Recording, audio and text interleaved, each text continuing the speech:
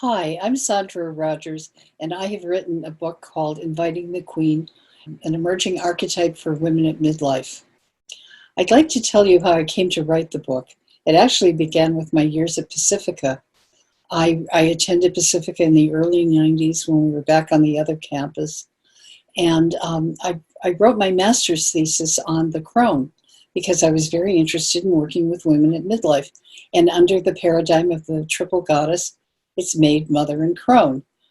Um, when I put that into practice years later, I found a great resistance from my clients. They were going, "No, I'm not a crone. I don't want to. No, get away. It's, no, no." So of course I had to let it go, but I didn't let it go mentally. I kept thinking about it. Why doesn't this work? What's wrong here?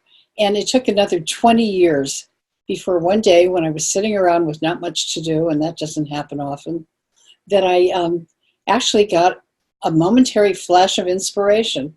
And that was, it doesn't work because there's a missing archetype. There's a missing life stage. There's a fourfold goddess. And I saw that energy was called the queen. So based on that, I started doing some research and thought, I'd really want to write about this. And in looking at it, it began to make more and more sense. I found that one of the reasons it doesn't work is that there's too much of a time period in the crone as it shows, as it's normally seen. And that is, it takes women from the end of active mothering, and I'll talk about that in a minute, all the way to the end of life.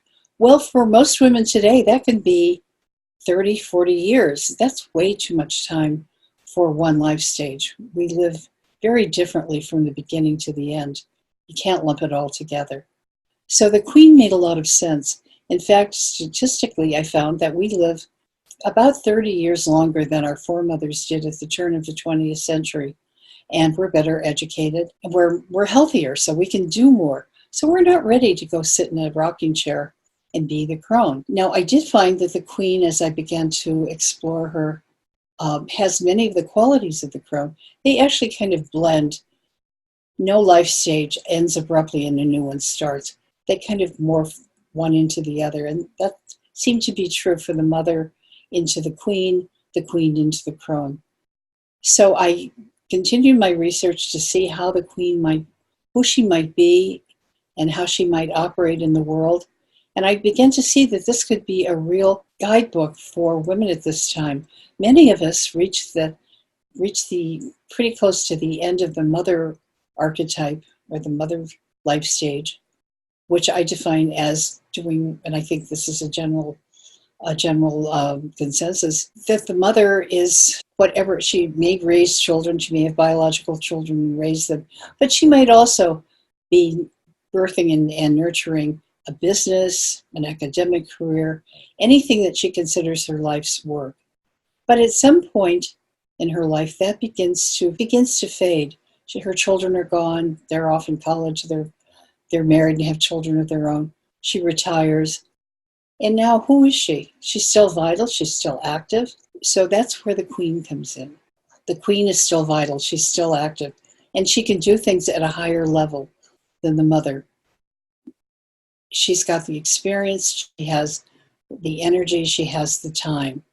So to be practical, to tell it in a more practical way, she might begin to see how she can benefit her now larger family, and how she may have resources that her children don't have, and she can be of help in that way, without butting in, but by being like a benign monarch, seeing resources and finding the places where they're needed.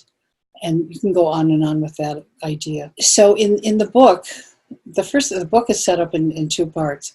The first part is the theory, which I've just pretty much talked about, and also the history of Western women, which is really the only one I feel I can write about. And so how that's where we started and how we got to where we are today and where we've been in between. The second part of the book is a guidebook, is a workbook. When I thought of the queen and how to write about her, all I could see was that it would be a lot of adjectives. Well, I can't think of anything more boring to read or to write. So I looked for a way to show the Queen, and I chose using the 7 chakras to show how the Queen can function, and what her qualities are. So by seeing her in the first through the 7 major chakras, you can see how the Queen can function, what her qualities can be.